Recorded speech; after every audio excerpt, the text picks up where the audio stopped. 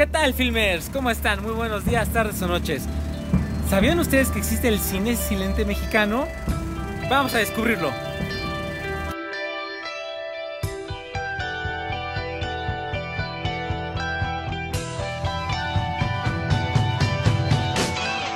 ¿Sabías tú que existe cine mudo mexicano? No estaba enterado. No sabía. ¿Sabías tú que existe el cine mexicano mudo? Sí. Oh, increíble, no sé, me pusiste una super sonrisa en el rostro porque la mayoría no lo sabe. ¿Tú sabías que existe el cine mexicano mudo? No sabía. No sabía. Leticia, ¿sabías tú que existe el cine mexicano mudo? Sí. Oh, increíble, muchas gracias. Ya no sabes, sí.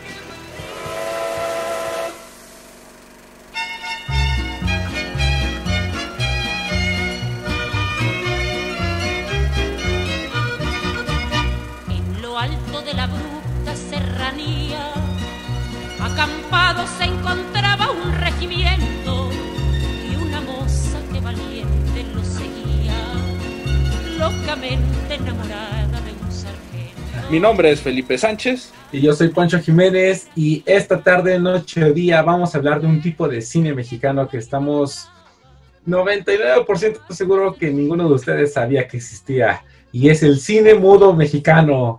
Así es, señores. ¿Sí sabían que existía o no sabían? Porque en lo personal yo no. Nos acompañan. Por un lado, el cinéfilo y productor César Quintana. César, ¿cómo estás? Bien, buenos días. Tardes ya.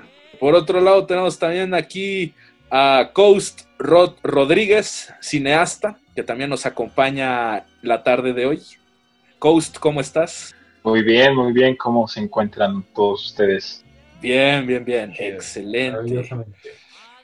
Vale, pues bueno, el año 1896, el día, si no me equivoco, 6 de agosto, el lugar, el castillo de Chapultepec.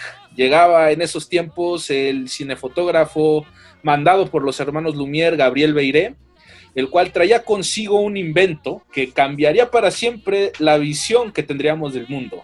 Y ese es el cinematógrafo. Es una época en la que a nuestro queridísimo o no queridísimo o odiado presidente Porfirio Díaz pues amaba todo lo que tuviera que ver con Francia, así que por supuesto que dijo, véngase para acá que yo quiero ver qué es esto, ¿no?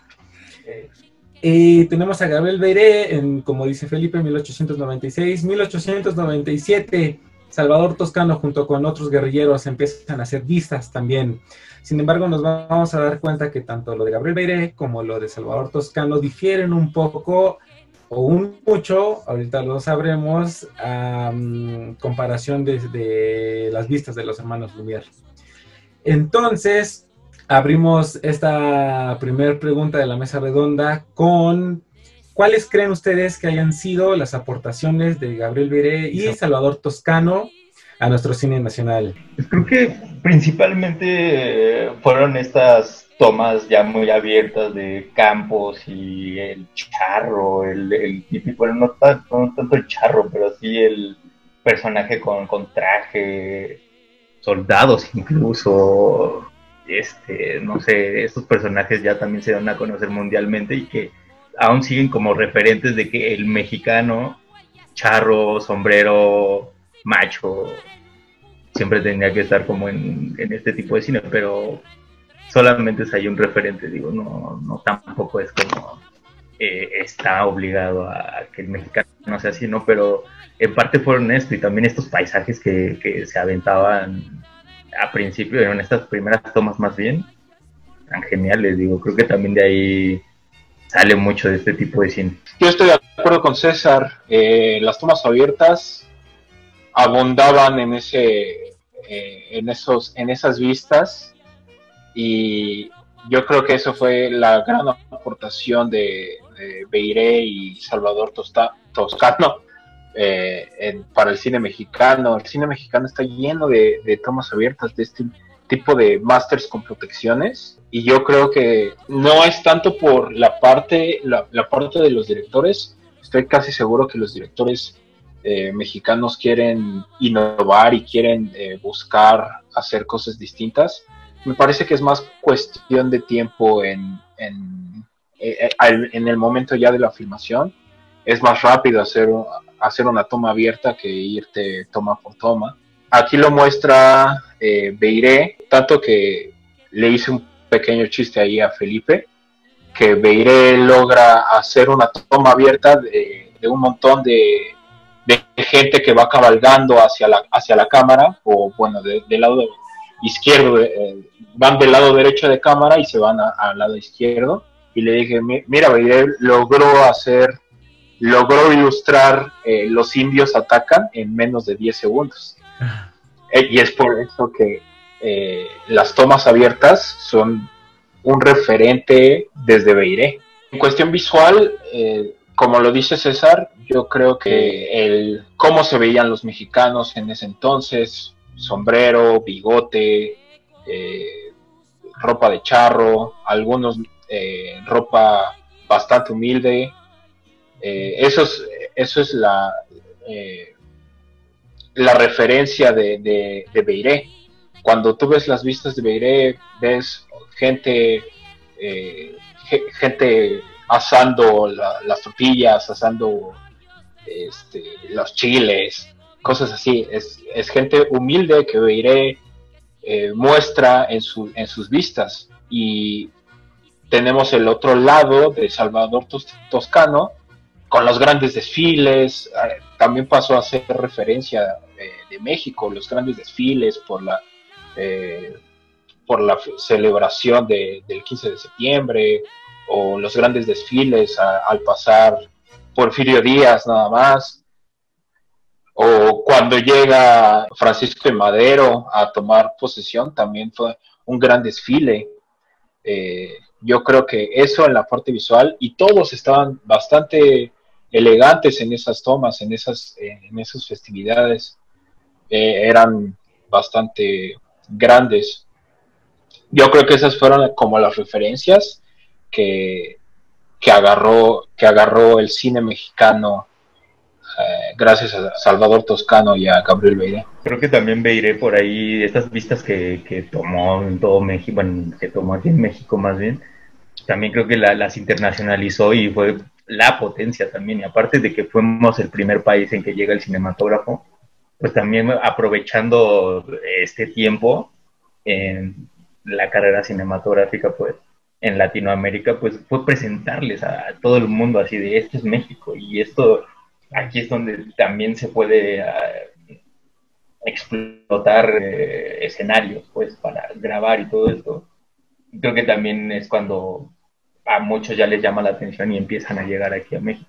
Es interesante porque, tomando un poco estos puntos, creo que sí, por un lado se empieza a volver un referente en cuanto a que demás culturas nos empiezan a conocer. Y es interesante porque yo comparaba un poco lo que hizo Beiré en México con lo que hicieron los Lumière en Francia, ¿no? En Francia, por ejemplo, siento que hay una realidad como mucho más controlada. Lo vemos en la llegada del tren, o lo vemos en la salida de los obreros, ¿no? La salida de los obreros de la fábrica, en donde justamente yo siento que hay hasta cierto punto un control, ¿no? Hay un posicionamiento claro de la imagen, y digamos que hasta cierto punto, digo, me corregirán si me equivoco, como que la realidad se amolda, ¿no? Justamente al cuadro. Y algo que sucede con lo de Beiré es que siento que más bien la realidad avasalla el cuadro.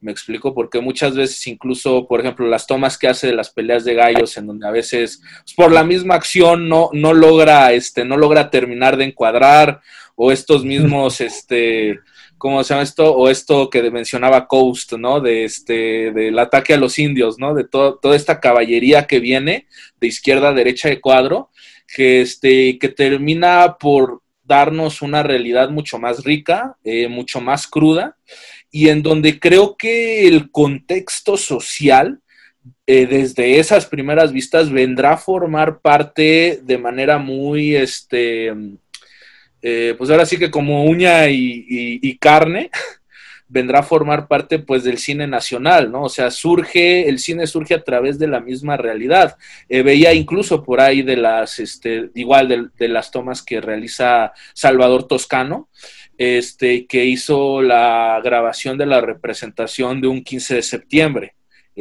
creo que en Hidalgo, me parece, y en donde pues básicamente es como decir que pues bueno, los actores ya están ahí, me explico, la realidad misma ya te da para poder adentrarte y para poder entrar dentro de ese contexto y de cómo justo esta realidad pues te avasalla por completo, ¿no?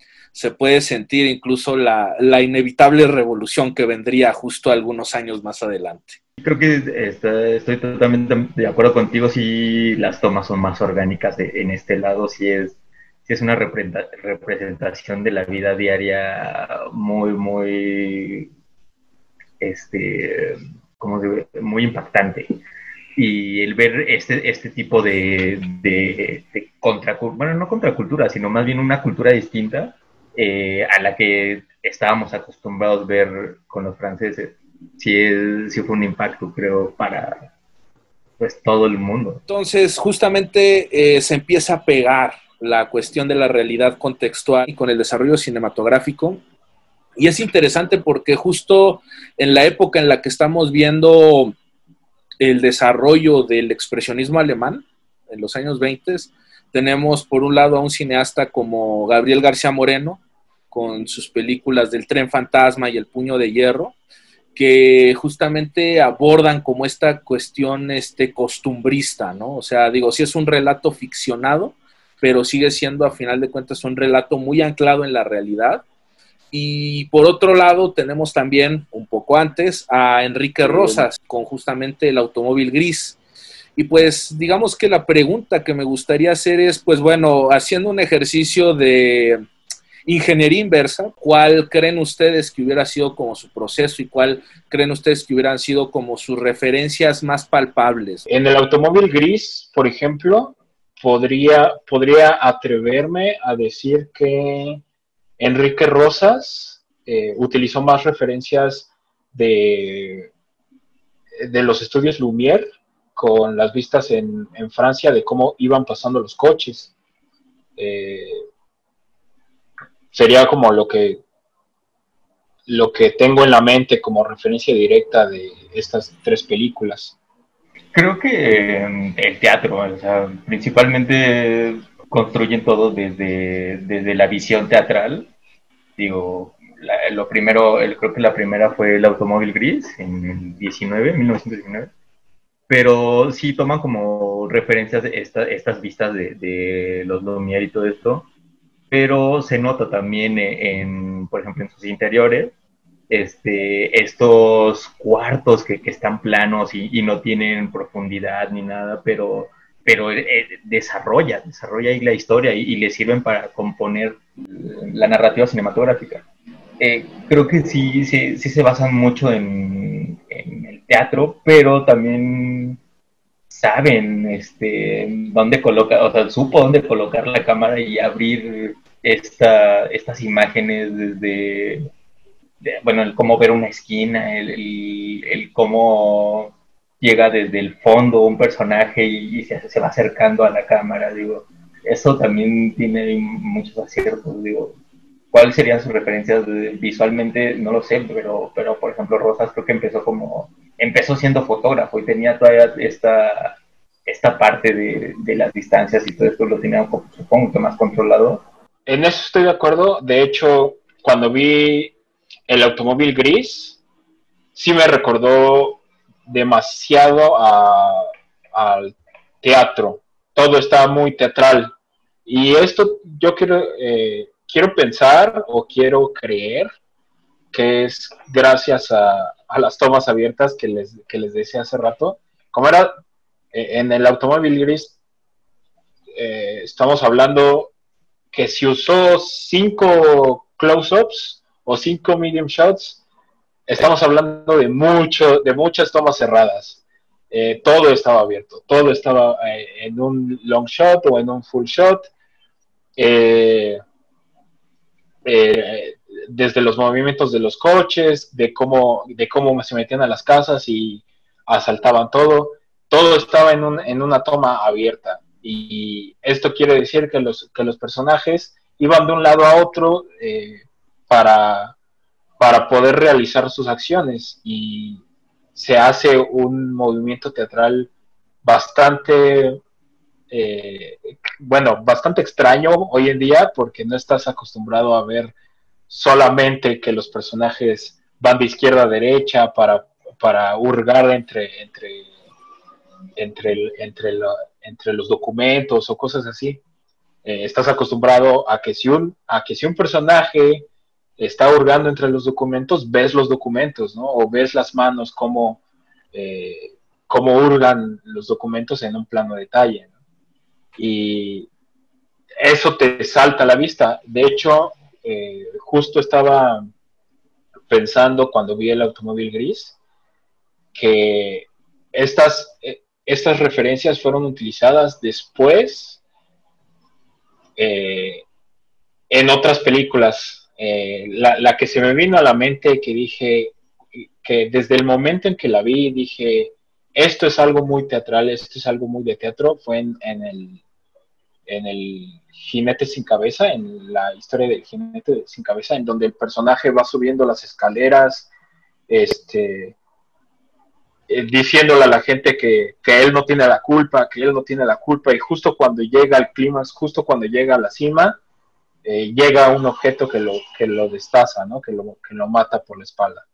Esto se me hace muy teatral y viene desde donde pones la cámara, y en El automóvil gris, y me parece que también en El tren ligero, en El puño de hierro, que es la última película, es la película que se hace en el tiempo más reciente. Se trata de evolucionar la técnica, pero sigue siendo puro máster, pura toma abierta, y los movimientos se vuelven muy teatrales. Hay algo interesante ahorita con lo que mencionas, que es justo... Bueno, yo vi en desorden las películas. De hecho, primero vi El tren fantasma y El puño de hierro, y luego vi El automóvil gris.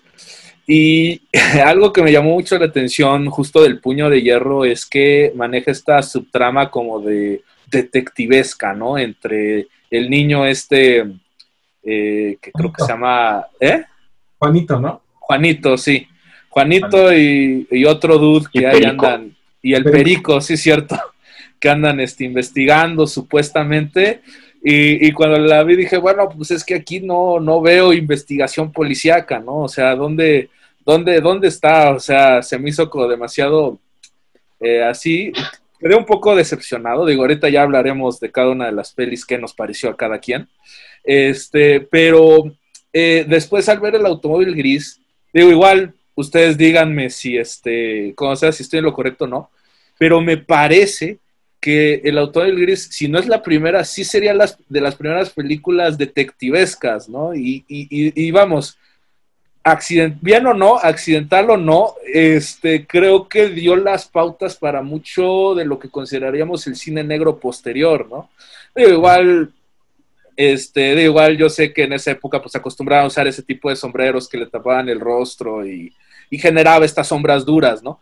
Pero, o sea, digo, esta cuestión como por ejemplo que en la canasta meten el mensajito, ¿no? De quién es el traidor y todo esto, o sea, creo que son elementos que más adelante desarrollarían y que permitirían que se desarrollara un género detectivesco, número uno, y número dos, no sé ustedes, pero por ejemplo a mí, el final del automóvil gris me recordó mucho a Senderos de Gloria de Stanley Kubrick, a la escena justo al final cuando le dispara. Digo, creo que el cine mexicano ha sido más de una ocasión referente para Kubrick. Digo, recuerdo también, por ejemplo, en El compadre Mendoza, cuando la chica muda observa los tratos que hace Mendoza desde detrás de la puerta, que es una puerta de vidrio, y vemos close-upcillo en donde justamente están fraguando, ¿no? Este acto de corrupción, que es muy parecido al close-up que ocupa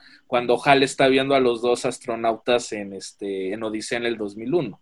Es que se me hace a mí muy interesante, y es algo que platicábamos hace tiempo. Pues en esa época no había escuelas, ¿no? más que la de Rusia, y de pronto a mí se me hace muy, muy interesante cómo ahorita que estamos plagados de escuelas, pues no tenemos la misma calidad, ¿no? En cuanto a la, pues, cinematografía que estamos realizando. Puedo ver con estos señores, con Gabriel García Moreno y con Enrique Rosas. Digo, esto es muy personal, subjetivo quizás, pero yo sí siento en su cine como la curiosidad y ganas de crear y de ver qué es esta cosa que se llama cine, ¿no? O sea, cómo se mueve, cómo se juega. Se platicaba mucho de estas tomas abiertas, ¿no? Y de pronto muy poquitos close-ups. Por ejemplo, a mí me gusta mucho, o se me hace como muy tierno en El Tren Fantasma y en El Puño de Hierro, que sus close-ups, de hecho es la toma abierta, pero todo es, o sea, nomás es un círculo, ¿no? Y todo lo está rodeada de oscuridad. Y así es como maneja sus close-ups de pronto. Eso se me hace como muy bonito y tierno. Pero muy interesante en cuanto a que de hecho sí, o sea, sí tienen muy bien en la cabeza el qué te quieren contar, ¿no? El que quieren que veas, o sea, qué necesitan ellos que veas para que entiendas la trama, historia de la película y pues que te sientas. Entonces, bueno, digamos que en cuanto a referencia, yo pienso que es así como también lo llegué a platicar en su momento con Felipe. Pues realmente, pues es como ver lo que se está haciendo a la par en otros lados, ¿no? Y a lo mejor ahí también ayuda mucho el referente de, mira, ellos lo hicieron de esta manera, ¿no? Como pues en Estados Unidos, en el mismo Francia, porque bueno, sí, claro, Tren Fantasma y hasta el Automóvil Gris tienen escenas de un tren llegando muy igualita, muy similar a la llegada del tren, ¿no? De los Lumière. Y bueno, El Puño de Hierro, creo que no tiene, o sea, esa película es expresionismo mexicano. No, de verdad que sí te quedas de a seis, ¿no? Viendo esta película, porque digo, a la par de que parece un constante comercial de no uses drogas, no uses drogas, no uses drogas, está muy bien armada, ¿no? Y sí si te dan ganas de ver, o sea, y luego cuando se devela esta doble personalidad del Dr. Ortiz, que es como el jefe de no uses drogas, pero te das cuenta que también es el men que las fabrica y que las vende, y que es este personaje del Chueco, creo se llama. ¿Sí es el Chueco? El tieso. El tieso, sí, sí, pero algo muy, muy, muy importante aquí, y que sí quisiera utilizar el puño de hierro para decirlo, es que utilizan, bueno, por supuesto, es lo que uno piensa, ¿no? Yo creo que ven lo que hacen sus compañeros en el mundo y lo toman y pues lo mexicanizan, no se lo apropian porque no parece copia, como hoy en día pues de pronto tenemos un montón de comedias románticas que son tal cual copia de una película ya norteamericana, ¿no? Que a lo más lo mexicanizado pues eran los nombres de los personajes y ya, de nuestros antepasados, de nuestros queridos abuelos del cine mudo, yo sí siento que nada más lo ocuparon, lo vieron y dijeron, está bien padre, vamos a hacerlo de esta forma, ¿no? Así como con nuestra propia pasión y alma. Utilizar, por ejemplo, las transiciones en negro, lo que menciona también de encerrar como en este círculo los close-ups y todo esto, narrativamente les funcionó y les quedó de lujo en todas. Creo que supieron utilizar también esos recursos, de donde, como dices, la primera escuela fue la rusa, pero adaptaron, o sea, se supieron adaptar con todo lo que tuvieron, o con todo lo que había en ese tiempo aquí, y hicieron una genialidad. Y regresando a lo detectivesco, o sea, les quedó genial, por ejemplo, en El Automóvil Gris, o sea, llegar toda esta investigación desde la capital, irse hasta Puebla, el recorrido que utilizan para ir a Puebla, el recurso de usar un mapa y decir, sí, de aquí salimos por esta calzada y todo esto, claro. Estos recursos. Esto a lo mejor un poquito en cotorreo, porque la verdad dudo mucho que haya sido así, pero por ejemplo, se mencionaba, ¿no? De que Kubrick, referencias, y bueno, la verdad yo no puedo, esto me da mucha risa y es muy personal y es una burrada lo que voy a decir, pero sí me dio como mucha risa comparar, justamente todas las veces que aparece en el automóvil gris, casa de no sé quién, Puebla, todos los pueblos, ¿no? Yo me acordé de los Avengers con Galaxia, Espacio, Nueva York, cosas así. Entonces yo nada más. Sí, de hecho apenas estaba viendo, repetí la de Venom. Y también, o sea, sale el laboratorio donde está el maloso, y a cada rato, y era el mismo shot así repetido, y laboratorio tal, y el mismo shot, y así, sí, ya sabemos, sí, pero por ejemplo acá nada más era o sea, era solo una vez y no volvía a pasar. Sí, claro, o sea, ahora sí que no trataban al espectador de pendejo, al final de cuentas, ¿no? O sea, te dejaban establecido, esta es la entrada de casa tal, aquí va a suceder esto y se acabó. Y creo que algo que también funciona muy bien en el automóvil gris es el modus operandi, ¿no? Porque realmente ves que hacen exactamente lo mismo unas 3 veces, que creo que ellos cuando empieza el número 3 en funcionamiento, y pues vamos, deja muy bien establecido eso, y a través de eso cómo pues va generando justo la historia, y digo, también creo que se puede ver un poco pues la crudeza, ¿no? Digo, para nosotros quizás resulte muy exagerado el fusilar a alguien por haber robado, pero pues parece que era la norma, ¿no? En aquel entonces, pues sí es muy brutal, ¿no? Al momento de verlo. No, pues desde ver la pelea de gallos, o sea, la pelea de gallos también no es así como que ligera, o sea, sí es una pelea y donde se chingan al pobre gallito, y en el fusilamiento también, o sea, me recuerdo que la primera vez que lo vi dije, no, le van a cortar, ¿y cuál? Pues sí fue así de pum, yo dije, no, o sea, dije, puta, qué chido, ¿no? Pero sí fue así, sí fue impactante, ¿no? Yo ahí quería esperarme a hablar sobre el automóvil gris, pero creo que ya lo estamos haciendo.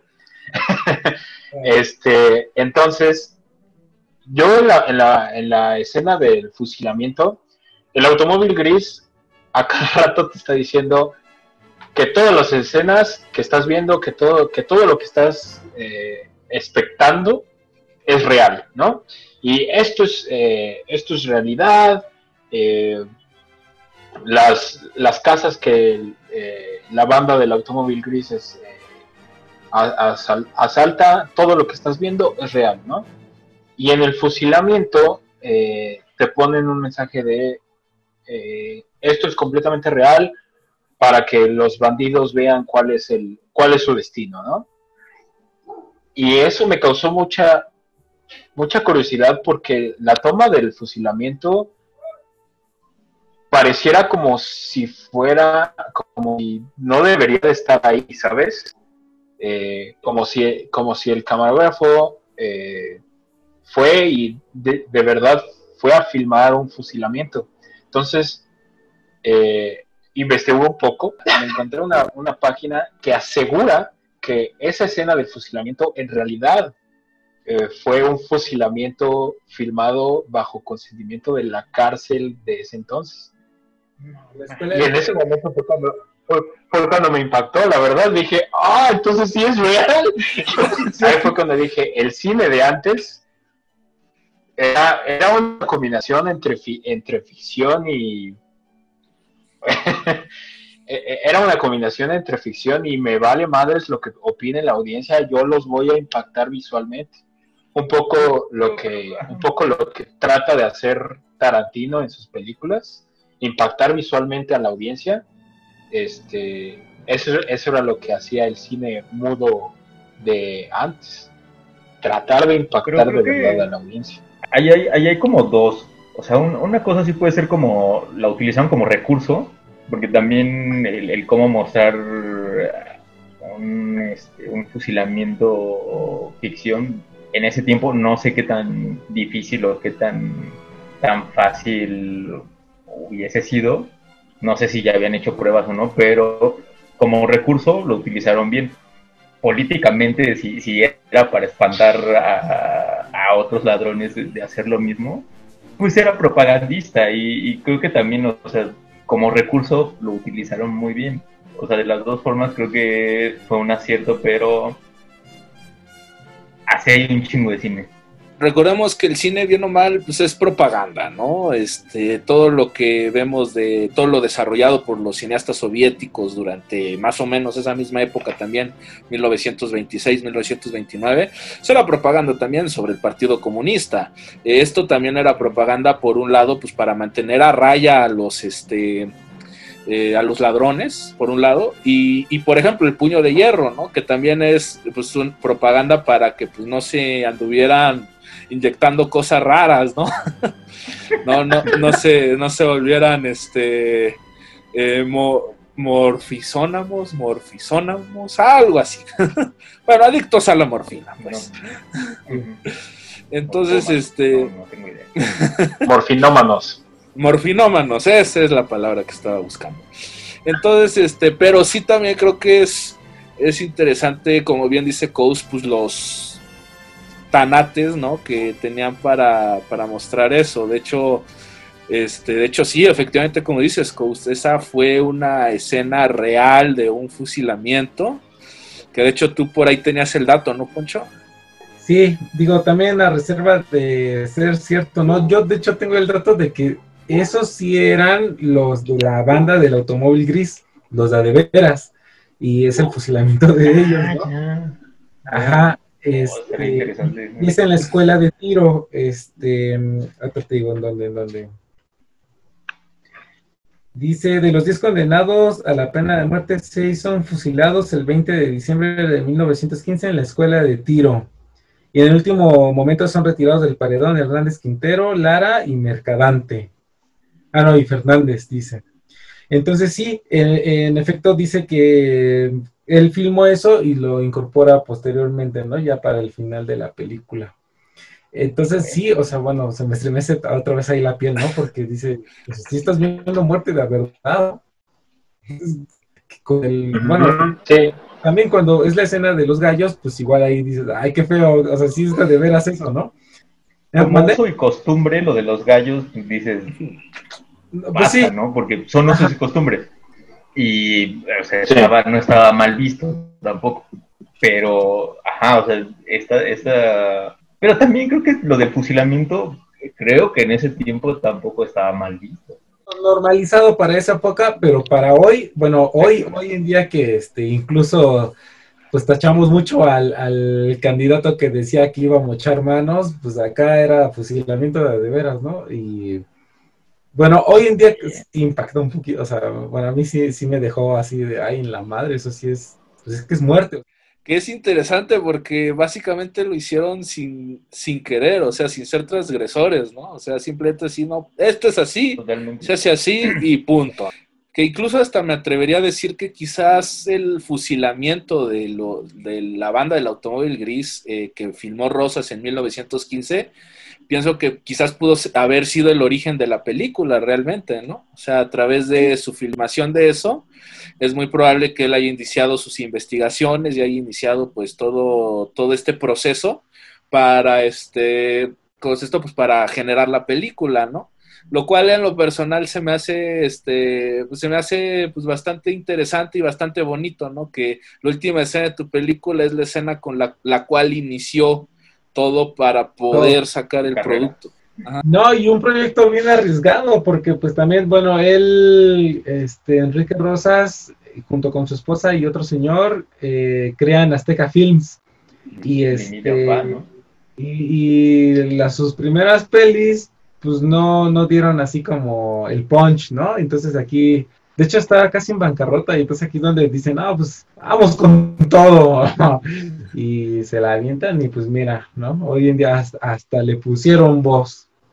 Y aparte macharon, lo que estaba viendo es que hicieron ahí como un lip sync todo sí. Chingón. Digo, creo que lo hicieron, o sea, si leí bien, fueron los 50, ¿no? Que hicieron el último doblaje.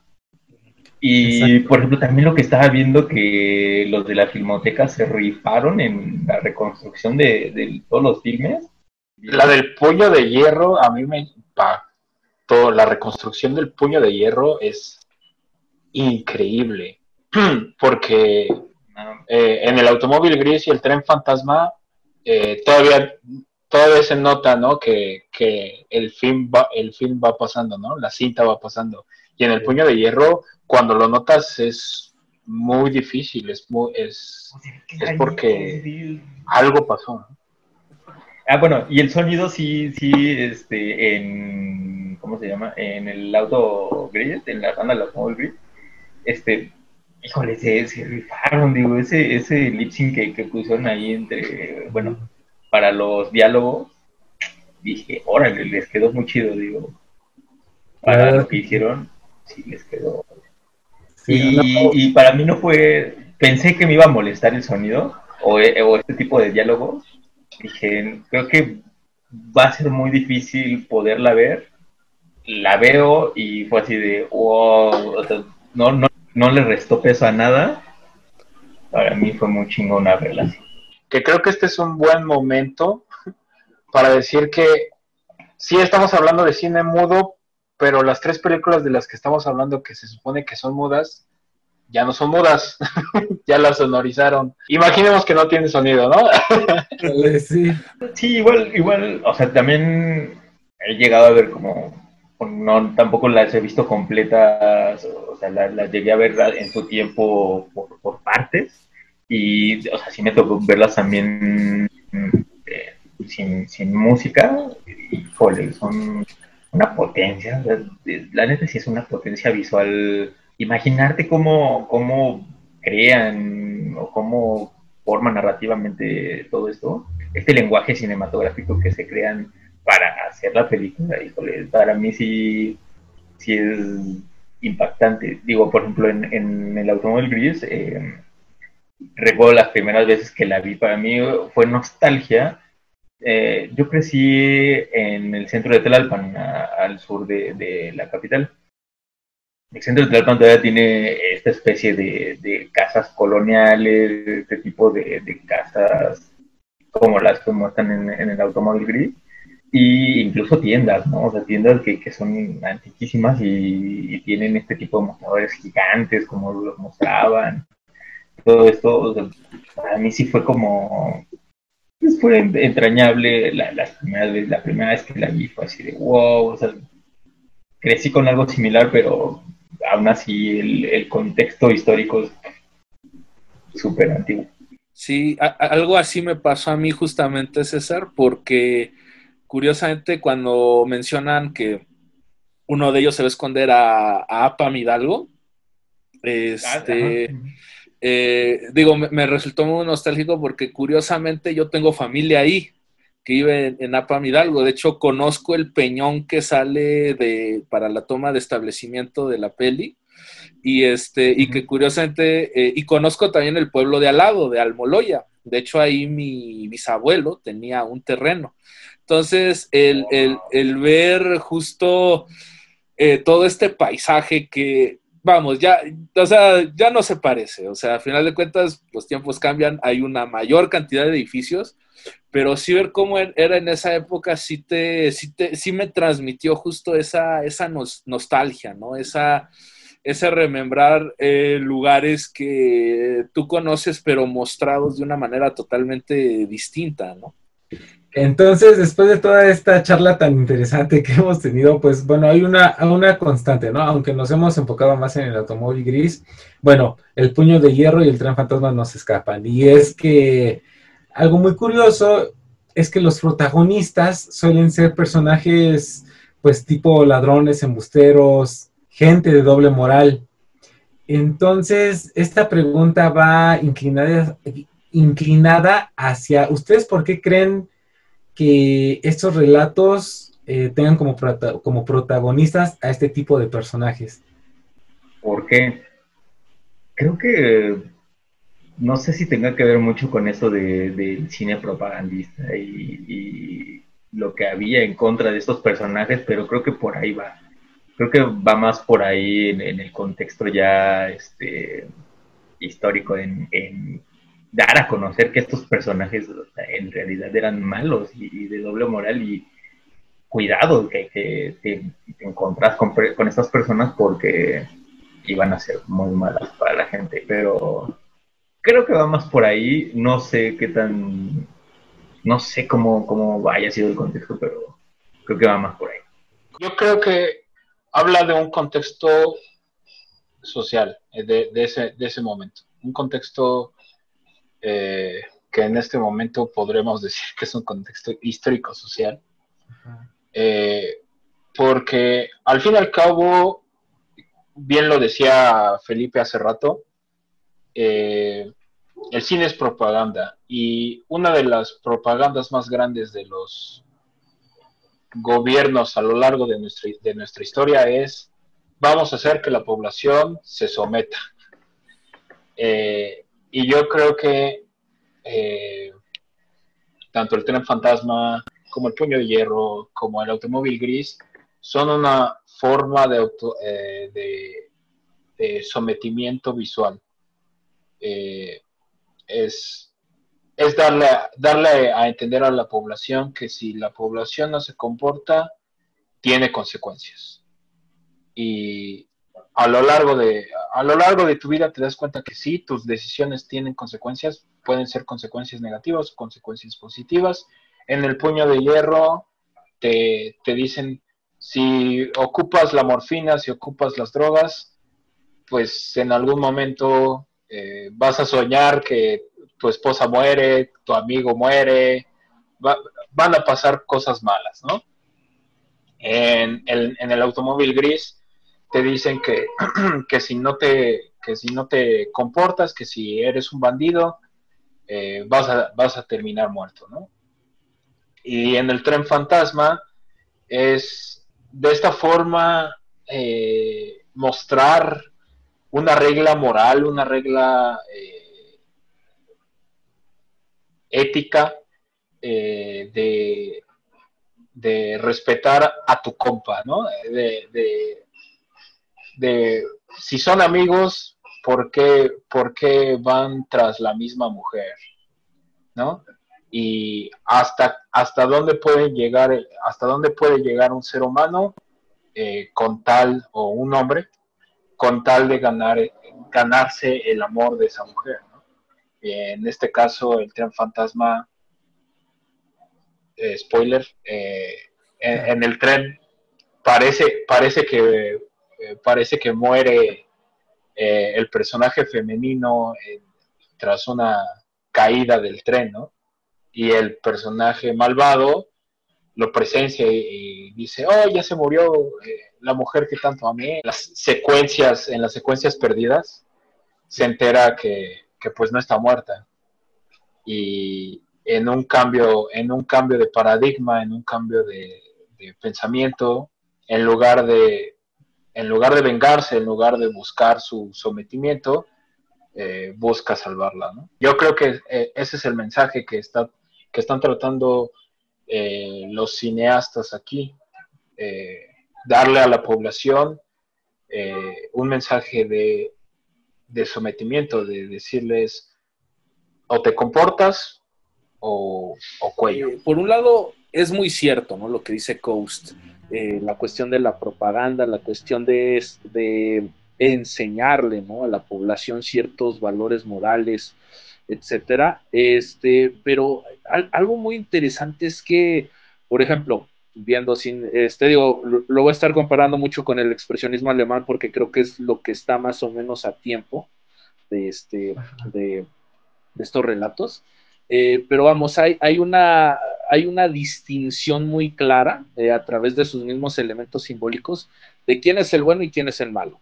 Lo podemos ver en Metrópolis, ¿no?, con este científico malvado. Lo podemos ver también en el gabinete, ¿no?, del doctor Caligari, cuando justamente presenta a su monstruo, ¿no?, y que es este ser que está súper marcado, ¿no?, y que básicamente está recordando que él es el malo, ¿no?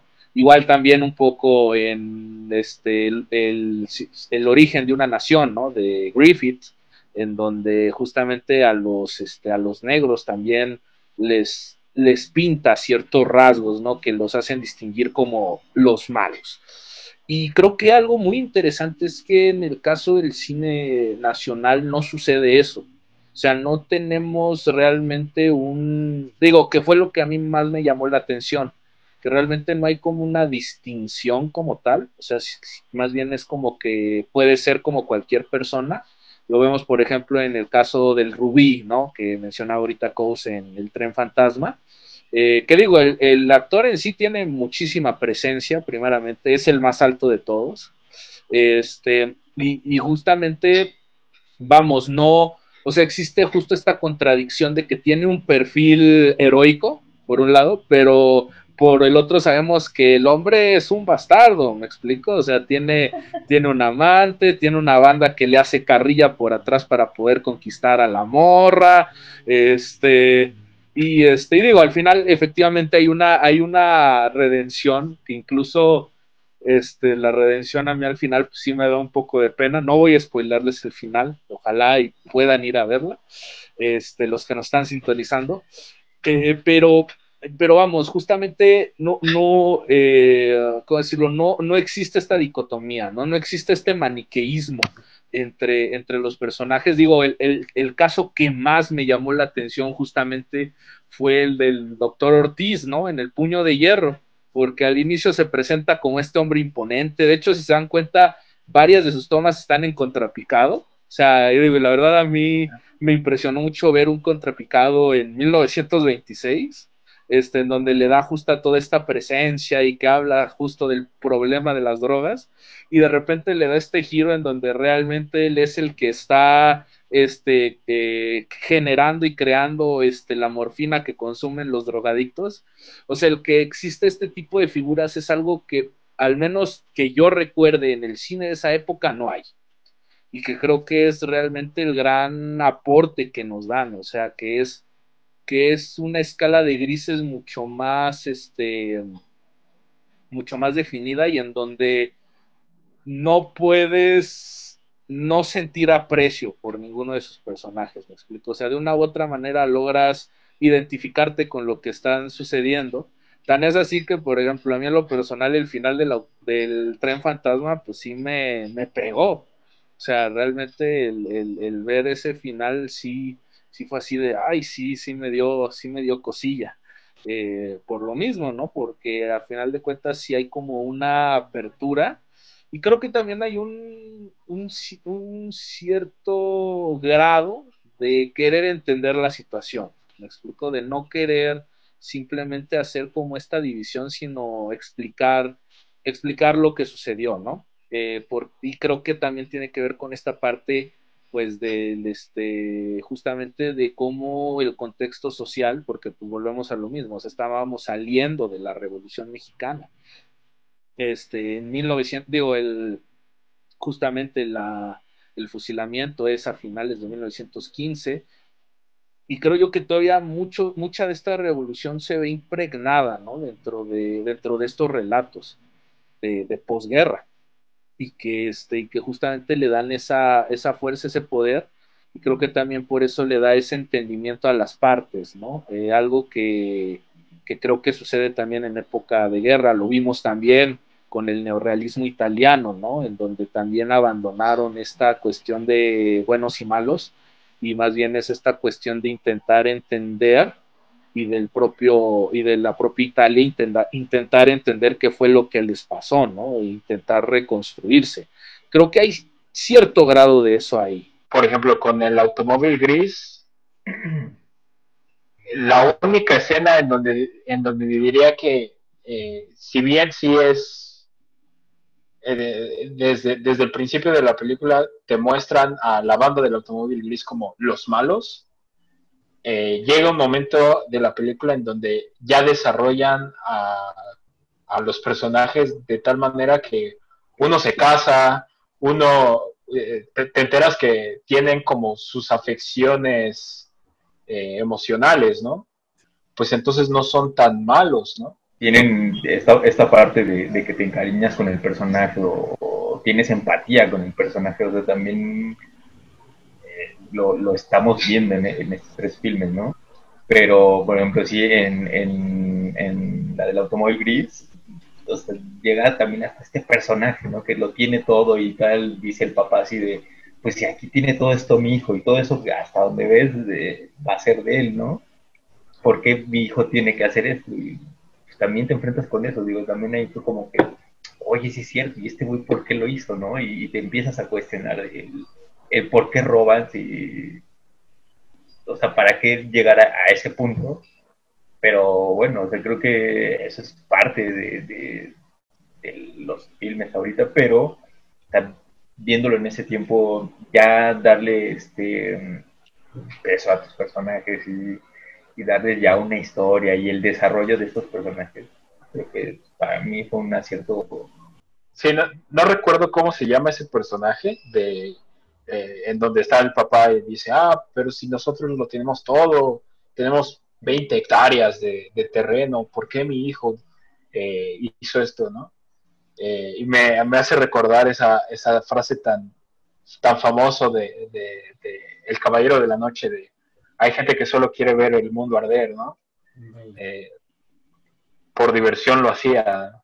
Que es muy interesante, la verdad, lo que planteas, porque justamente, vamos, o sea, digo, tienen uniformes de militares, pero nunca nos aclaran si los robaron o si son de ellos. Que igual yo me atrevería a decir que sí son de ellos, porque recordemos que en época de guerra y en esta y en todo esto, pues se acostumbraba mucho la cuestión del pillaje, ¿no? La cuestión de poder sobrepasar como ¿cómo es esto de poder por tu misma autoridad sobrepasarte ante otras personas? Y creo que la razón por la que lo hicieron, o posible razón que yo me imagino, es justo porque pues acabó la guerra, ¿me explico? O sea, y ya no tenían justo pues manera de de ocupar otro tipo de puesto o de, pues sí, otro tipo de diversión y pues empezaron justamente a abusar de la propia autoridad que se les fue dada en la guerra para realizar este tipo de actos vandálicos, ¿no? O sea, para mí sí son, o sea, no es que no fueran, no es que no fueran militares, siento que sí lo eran y que a través de ese poder pues, se les hizo fácil el poder obtener recursos a través del robo, del hurto y de la misma forma en cómo llegaban como con la gente, ¿no? Que digamos que no es tan alejado de lo que luego sucede muchas veces en nuestro país, ¿no? Cuando hablamos justo de las cuestiones de las mordidas, justo de las cuestiones de cuando a veces, digo, lo vemos en las noticias, ¿no? Cuando sucede algún cateo o sucede algún interrogatorio que no está respaldado bajo la ley. Entonces, eso creo que también empieza a definir mucho de cuál es el tipo de sociedad mexicana que tendremos durante los próximos tiempos.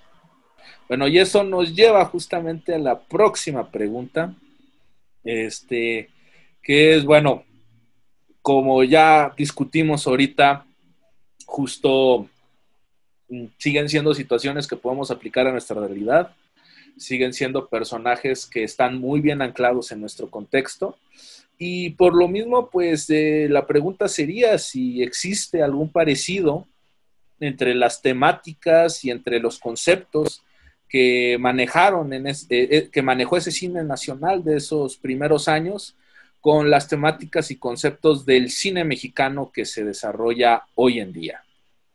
Hoy en día voy a hacer, es que depende.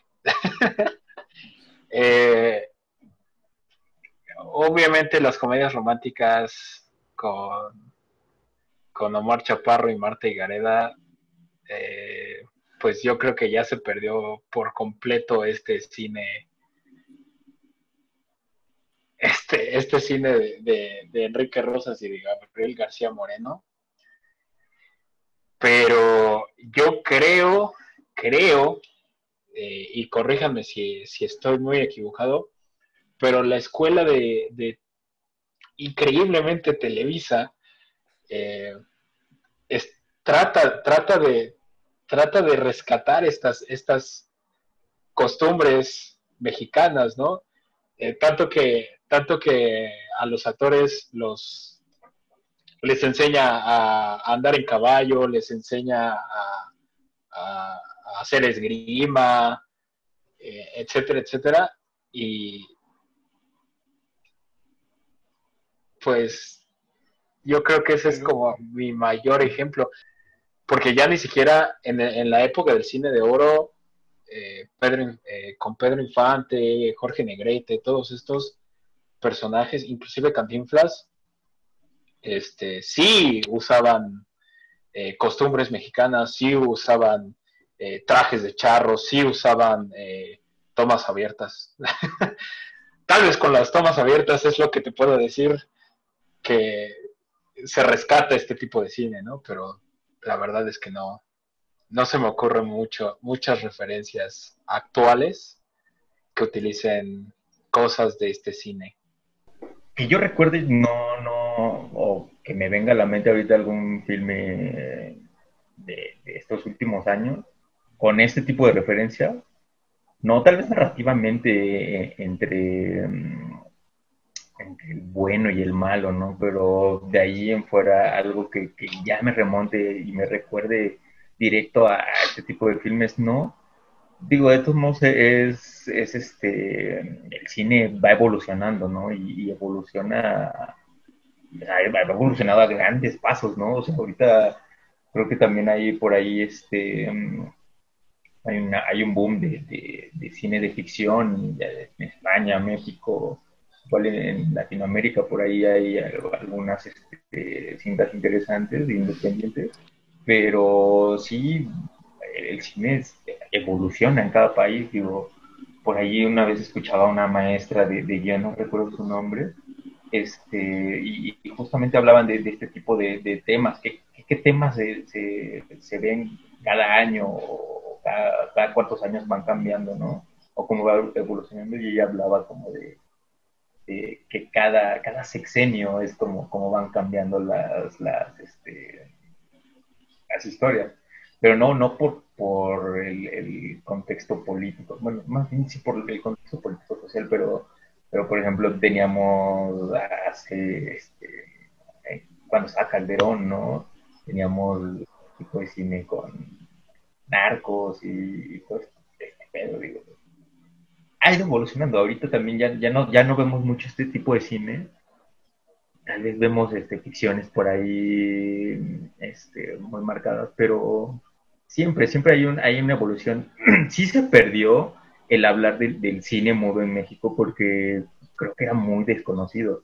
Sí dio un boom en el cine de oro, pero pues por obvias razones, digo, en otros países estaban decayendo y aquí se volvió industria y es el más conocido, creo yo, junto con el cine de terror, cine de ficheras, etcétera, ¿no? Pero de cine mudo sí se perdió mucho y creo que el hablar de estas películas, por ejemplo, en este programa, y si se les da difusión, sería como bonito volver a recordar. Digo, es difícil que le preguntes a una persona si conoce cine mudo en México. Difícilmente te va a decir alguna película o difícilmente te va a decir incluso algún director, ¿no?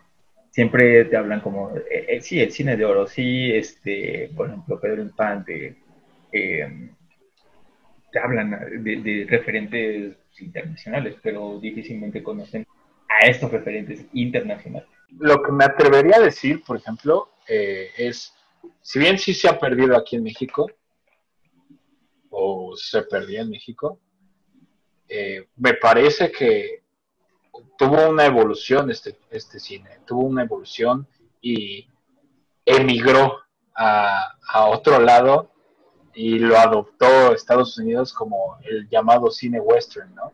Sí, sí, concuerdo totalmente contigo. El cine mexicano de esa época fue, creo que sí, creo que sirvió mucho de referente. Sobre todo me acercaría a las películas de John Ford, por ejemplo, ¿no? que justamente tienen, como bien decías, ¿no? Esta persecución de los indios, ¿no? O sea, este paisajismo, este intento de representar una vida como mucho más cruda del viejo oeste, o más que cruda, mucho más dura, ¿no? Del viejo oeste, que luego tendría John Ford.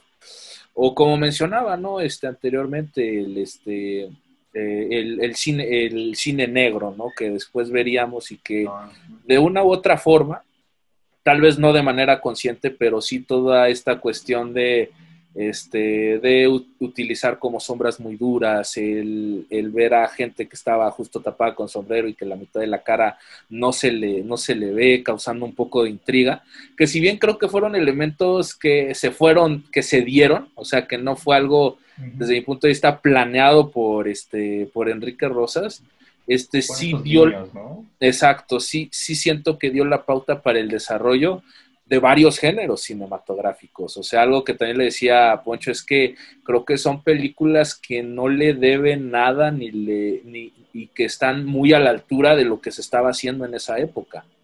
O sea, realmente están a la altura, güey. Sí, o sea, están a la altura de lo que estaba haciendo en esa época, y creo que sí, como bien decía César, es importante y es fundamental conocerlas, porque pues es parte de nuestro pasado, es parte de nuestra herencia. No, digo, o sea, aparte ya son filmes que ya tienen una narrativa cinematográfica, o sea, ya tienen un lenguaje cinematográfico, con o sin sonido le vas a entender, porque ya tienes un contexto ahí que te habla, ¿no? Uh-huh. Difícilmente podrías ver alguna otra película si no tuvieras todo este lenguaje. Creo que sí son referentes muy, muy importantes. Y porque al final de cuentas, creo que también nos pasamos mucho tiempo mirando hacia otros lados, ¿no? O sea, qué es lo que se hace en Europa, qué es lo que se hace en Estados Unidos, principalmente. Y creo que también se ha perdido mucho esta cuestión como de encontrar como nuestra propia personalidad.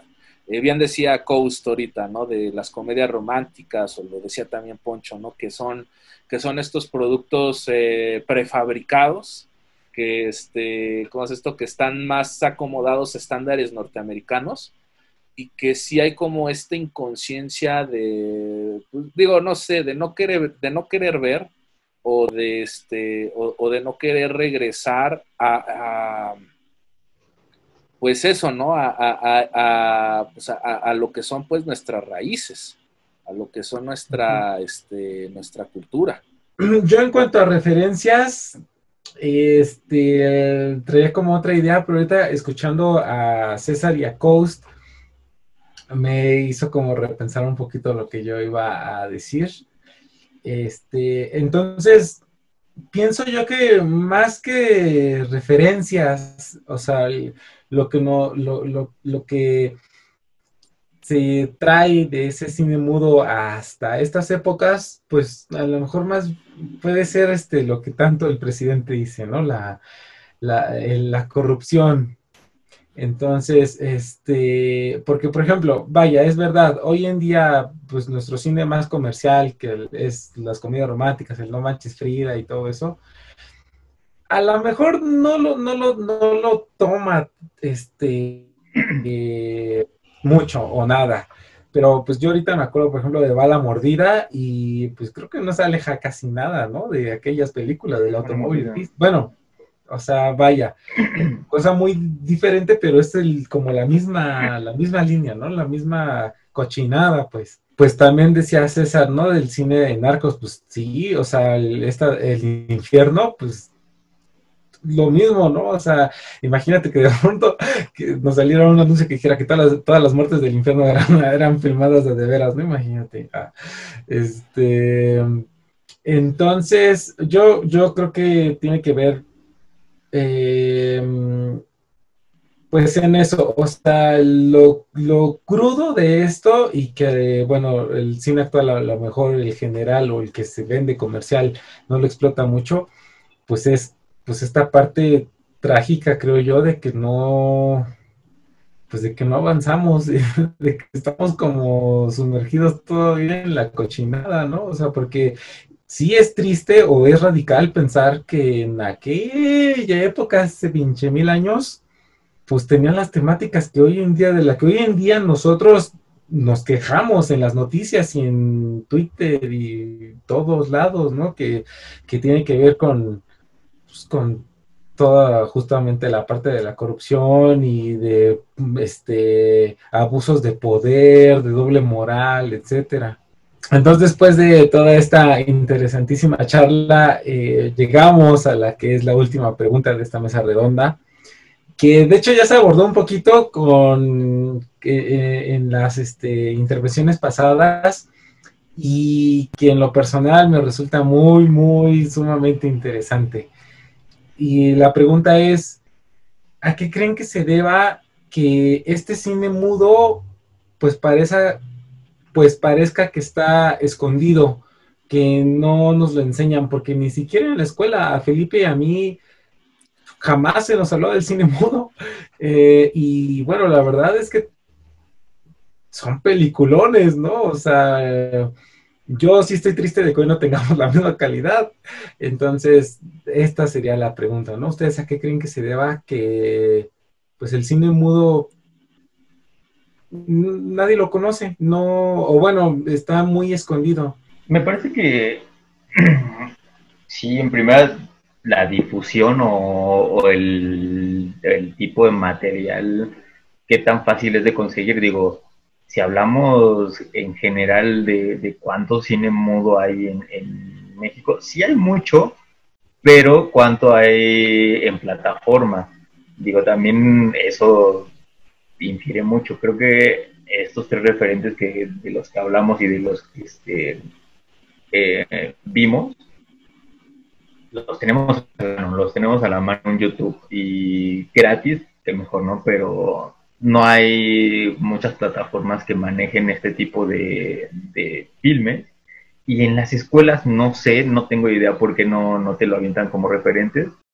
Tal vez porque igual no hay como mucho referente visual. Tal vez sí habrá, porque hay mucha información de cine mudo mexicano en libros, pero ¿por qué no te lo muestran? No lo sé. Tal vez sí hay muchas escuelas internacionales hablando ya, por ejemplo, Rusia, o sea, ya países, ¿no? que desarrollaron su cine un poco más rápido que en México. Tal vez porque no hubo un desarrollo como tal o una aportación grande para pasar a otro tipo de cine, pero creo que lo principal es la información, ¿no? El difundir. Me parece que el año pasado fue cuando empezó o inició un festival de cine mudo en México que hablaba a la redundancia, el cine mudo mexicano. No recuerdo si fue el año pasado, pero el año pasado es cuando le di más difusión. Y para mí fue interesantísimo. No pude ir por razones de trabajo, pero vi por ahí alguna información. Y me parece que era cine porno, o sea, era cine porno, o sea, los inicios, ¿no? De aquí en México, y pues era cine mudo, y estaba interesante, ¿no? Ver también esta otra cara del cine, porque como bien sabemos, el cine porno también inició desde que nació el cinematógrafo, ¿no? Uh-huh. Pero sí, creo que en mayor parte es porque no hay este tipo de información tan a la mano, pero desconozco en las escuelas porque no lo manejo. Yo creo que es por la misma evolución que ha dado el cine, ¿no?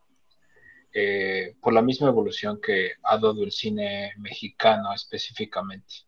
Si bien tal vez no muestren como referencias estas películas de cine mudo, a lo mejor ustedes me pueden contradecir.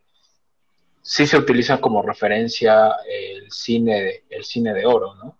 Yo me acuerdo que cuando vi las vistas de Salvador Toscano, hizo una reconstrucción, su hija, me parece, Carmen Toscano, hizo una reconstrucción de todo lo que filmó Salvador, y básicamente se hizo un documental de cómo fue la Revolución Mexicana. Y mientras yo estaba viendo eso, yo dije, ¿y por qué esto no me lo pusieron en la escuela? Porque me parece muchísimo más interesante aprender qué onda con la revolución, viendo a los dirigentes, viendo a Francisco I. Madero pasando por la plaza, viendo a Porfirio Díaz, cómo bien feliz, cómo bien feliz se sube al barco y saluda así como, ¡ay, ya me voy de aquí! ¡Sufran, malditos! ¡Ja, ja, ja! ¿Saben? A mí me hubiera interesado más la historia si lo hubiera visto en vivo a través de este documental que viendo el libro de historia 3 escrito por la SEP. Yo creo que es por esto, porque es más fácil dejar que las cosas mueran a reconstruir lo que ya se filmó, ¿no? Lo que ya tenemos. Creo que se debe mucho en cómo nos hemos desarrollado como sociedad. O sea, siempre creo yo que como mexicanos estamos muy enclavados en la inmediatez, ¿no? Ahora sí que en la supervivencia, en ver, pues, ahora sí que, pues, cómo le puedo ir sacando día a día. Y creo que esa manera y esa mentalidad de ver el mundo es lo que también nos ha hecho justo descuidar el pasado, ¿no? Y descuidar justamente todo lo que nos han dado aquellos que nos precedieron. Porque la verdad es que, la verdad a mí, yo valoro mucho lo que justamente ahorita, porque las películas que estamos mencionando, tanto El Tren Fantasma como El Puño de Hierro, apenas la acaba de subir a su canal la Filmoteca de la UNAM, tendrán 2-3 meses que hicieron la restauración, y la verdad es que mis respetos, o sea, como ya me había mencionado Coast y César, o sea, creo que la restauración que le dieron es mucho más que digna, o sea, creo que se ven impresionantes. Y sí quiero resaltar pues la labor, ¿no?, que hace la Filmoteca y que muchas veces nosotros no logramos apreciar, ¿no? Siempre desdeñamos un poco de la cuestión del pasado. Y creo que también otra de las razones por las cuales son poco conocidas es, y como dice Coase, ¿no?, que si en sus clases de historia le hubieran mostrado el documental, muy probablemente otro gallo cantaría, pero creo que justo también, de una u otra forma, pues, se oponen hasta cierto punto de la visión histórica, ¿no? O sea, porque de una u otra forma, siempre nos han intentado vender muy a la gringa esta historia idealista, ¿no? En donde, pues, donde los héroes de nuestra revolución, pues, era gente, de una moral intachable y que no hacían actos de cobardía. Y podemos ver que básicamente la mitad de la revolución, con este documental que hizo la hija de Salvador Toscano, que realmente pues eran luchas de poder. O sea, después de que Díaz abandona el país, lo que se viene es una lucha de poder de ver quién queda, y en donde queda establecido de manera flagrante que lo que querían era justamente ocupar la silla presidencial, ser los mandamases. O sea, toda la revolución se trató de eso, de un güey que llega al poder, es derrotado y viene otro güey a suplantarlo. Y así nos vamos hasta 1900, bueno, no, después de 1915 todavía, yo creo que hasta el periodo de Calles, justamente, que es cuando ya surge justo el poder institucional, ¿no? A partir del Partido Nacional Revolucionario, hoy conocido como PRI, y que ya en vez de ser una dictadura o en vez de ser un poder personalista, se vuelve en un poder partidista, ¿no? Entonces yo le atribuyo a esas razones el no querer mirar el pasado. Qué chido que estén tomando este tipo de temas. Felicidades por el programa. Y pues nada, difundir mucho este tipo de cine que para mí sí es como me emociona mucho el ver este tipo de cine, conocer este tipo de cine. Tal vez en lo personal investigué mucho para llegar a este tipo de cine. No vengo de una escuela como tal, pero sí tuve que investigar, descubrir y en el proceso quedé maravillado. Y qué bueno que ahorita estamos tomando este tipo de temas y difundir este tipo de películas, tal vez hablando sobre ellas, para mí es exquisito y que chingón que se pueda, que presten el programa para esto y que la gente que nos esté escuchando, viendo OX, investigue mucho de todo este tipo de filmes, de quiénes fueron estos personajes. Se van a dar una impresión muy bonita de todo lo que hay detrás de. Y pues nada, felicidades. El cine mudo mexicano es una joya. Lo recomiendo mucho, la verdad. Sobre todo entender. A mí me recordaba mucho cuando estaba viendo, sobre todo el Tren Fantasma, estas escenas de los Looney Tunes en donde va Bugs Bunny a rescatar a no sé quién, que está amarrada en los ¿cómo se llama? En las vías del tren. Me recordaba mucho estas escenas y son excelentes películas, tanto El Automóvil Gris, El Tren Fantasma, Puño de Hierro, para entender no solo, no solo de dónde provienen muchas de las cosas que vemos hoy en día, sino también entender el contexto social que se vivía en esa época. El Automóvil Gris, recuerdo que lo que más me llamó la atención es que las calles estaban completamente vacías, y esto viene de principios de la guerra, ¿no? Las personas no salían de sus casas por miedo a ser asesinadas en plena calle. En el Tren Fantasma, lo que más me llamó la atención fue cómo al personaje, cómo al personaje principal le tenían que poner un título, precisamente porque la sociedad mexicana no le gusta o se niega a no tener títulos, ¿no?